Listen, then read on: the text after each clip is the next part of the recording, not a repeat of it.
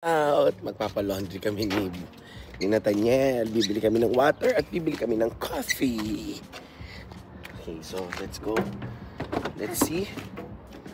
Let's enjoy ang aming tirahan dito sa Guam. So ayan sila ate.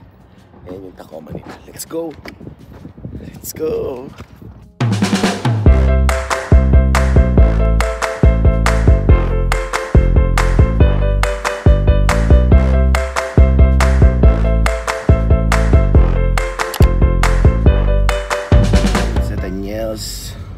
Driving skill will be tested today.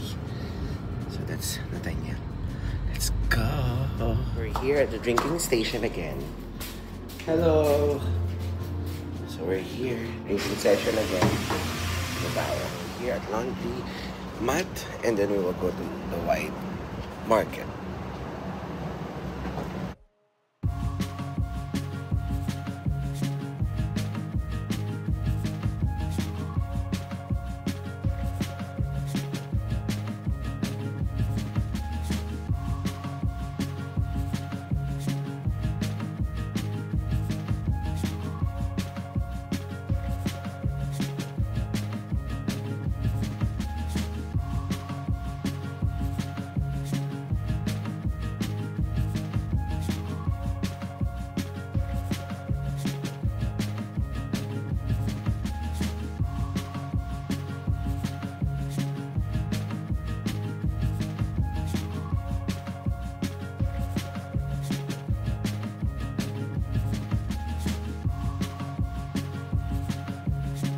Ganito ang kanilang life sa Guam.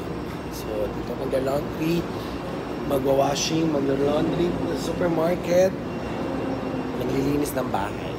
So, ganon ang kanilang life. Then, of course, after that, kasi this is their last day of school, tsaka sa mga work, kasi bukas na ang start ng Thanksgiving. So, medyo daw maraming tao. Sabi nila atin kanina, marami na daw tao sa mga department store at supermarket. So, tingnan natin kung ano mag-celebrate ang Guam ng Thanksgiving namin.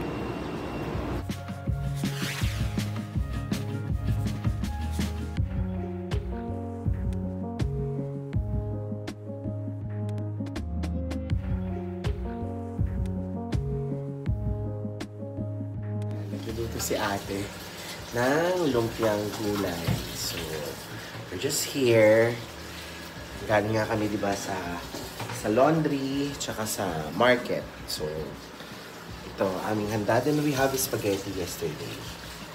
Tapos, magpapansit pa siya bukas. So, yun lang. Let's go!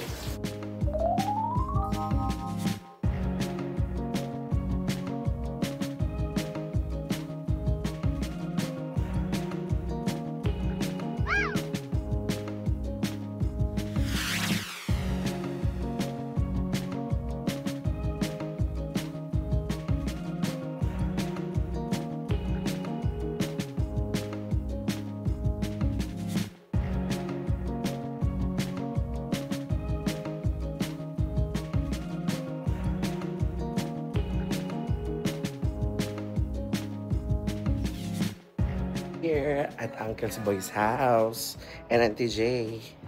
So, dito ako sa back. Nag-iihaw siya. Yeah, I'm here. There, ang kanyang car at ang kanyang dog. So, tignan natin yung dog natin. And this is the front ng kanyang house. Babies! There.